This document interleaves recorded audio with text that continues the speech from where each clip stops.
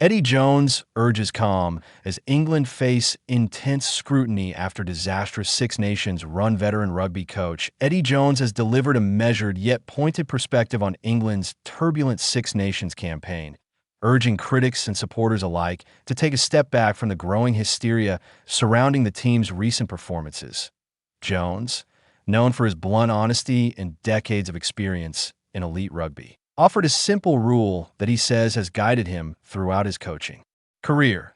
For more than 30 years, he explained, he has lived by the principle that teams are rarely as bad as critics claim during difficult periods and never quite as good as they are praised for during successful runs, in his typically direct fashion. Jones believes this principle applies perfectly to the current situation facing the England national rugby union team under head coach Steve Borthwick. England's struggles in the Six Nations Championship have triggered a wave of criticism from media, fans, and former players. While Jones acknowledges that some of that frustration is justified, he warns that the reaction has become exaggerated and emotionally charged. According to Jones, England are experiencing the kind of turbulent period that can affect any international team. The key question is not whether they have problems, but whether they can learn from them before it is too late. A brutal sequence of results. England's Six Nations campaign has unraveled rapidly over the past 3 weeks. The downward spiral began with a 31-20 defeat to the Scotland national rugby union team at Mayfield Stadium. That loss was followed by a comprehensive 42-21 defeat to the Ireland national rugby union team in Dublin. Then came the most painful moment of all, a 23-18 loss to the Italy national rugby union team in Rome, a result that marked the first time England had ever been beaten by Italy in the Six Nations era.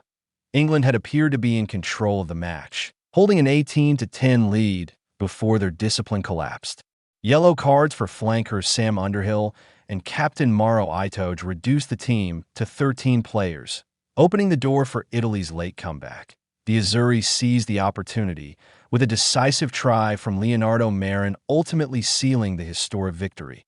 For England players walking back through the tunnel after the final whistle, the atmosphere felt like the closing chapter of something significant, perhaps even the end of a particular vision for the team.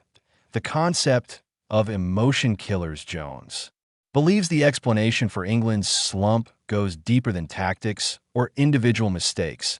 He refers to a phenomenon he calls emotion killers. According to Jones, these are unexpected events or moments that disrupt the team's emotional momentum before it has time to develop. In elite sport, teams often prepare meticulously for technical and tactical challenges. However, the emotional dynamics of a match can change dramatically due to factors that no game plan can anticipate. Jones explained that when a team's emotional momentum is disrupted early in a match, it can create a chain reaction that becomes difficult to reverse. The Mayfield example. Jones pointed to an example involving the France national rugby union team during a match against Scotland at Mayfield. According to him, France arrived with a well-prepared tactical strategy.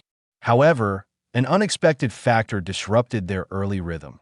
The position of the SUN as the match began, sunlight streamed across the stadium and directly into the eyes of the French players.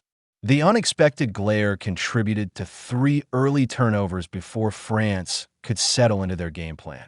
Scotland, led by their creative fly-half Finn Russell, quickly capitalized on the opportunity that Russell's understanding of the stadium's dimensions and conditions allowed Scotland to exploit the situation effectively.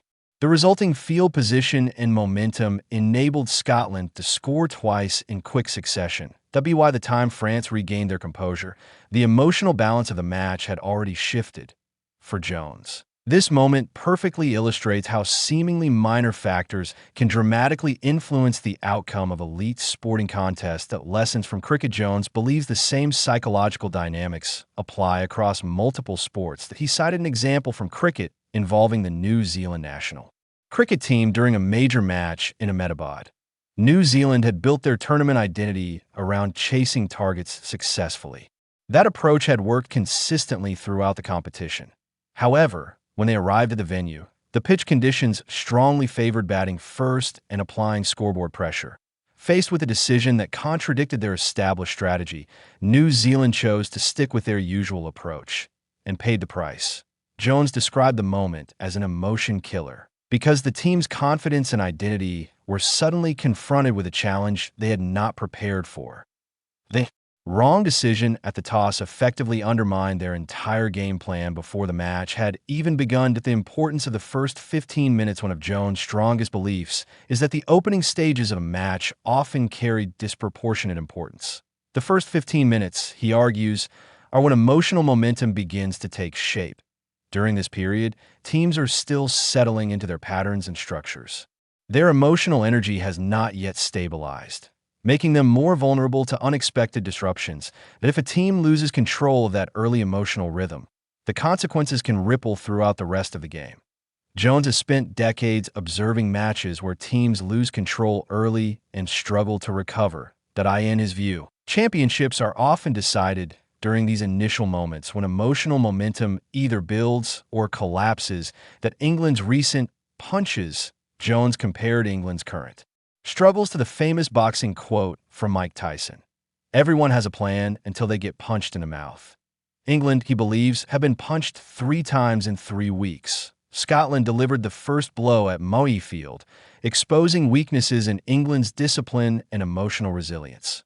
Ireland followed with a more comprehensive performance in Dublin, reinforcing the same pattern. Then Italy landed the most painful punch of all in Rome, capitalizing on England's disciplinary lapses and turning the match around. According to Jones, these repeated setbacks reveal something deeper than bad luck. They suggest a pattern, a psychological profile, that the team must confront. And as Jones notes, correcting a pattern is far more complicated than simply recovering from a single defeat. The expectations as an emotion killer. Interestingly, Jones believes one of England's biggest emotional obstacles may have been created internally. Before the tournament began, Borthwick spoke about the possibility of a title-deciding match against France. While such comments may have been intended to build confidence, Jones believes they may have inadvertently created unrealistic expectations within the squad, framing England as title contenders before the tournament had properly begun. The narrative placed additional pressure on the players. When Scotland disrupted that narrative early in the tournament, the team struggled to respond. Jones argues that belief must be built through performances rather than borrowed from optimistic predictions. When belief is imposed prematurely, it can crumble quickly when challenged by adversity. A word on Finn Smith. Amid the criticism surrounding England's campaign, Jones believes some positive moments have been overlooked. He highlighted a particular moment involving fly-half Finn Smith during the match against Italy. Just before halftime, Smith delivered an exquisite cross-field kick that set up a try for winger Tom Roebuck. The play required composure, vision, and technical precision under pressure, qualities that Jones believes deserve greater recognition.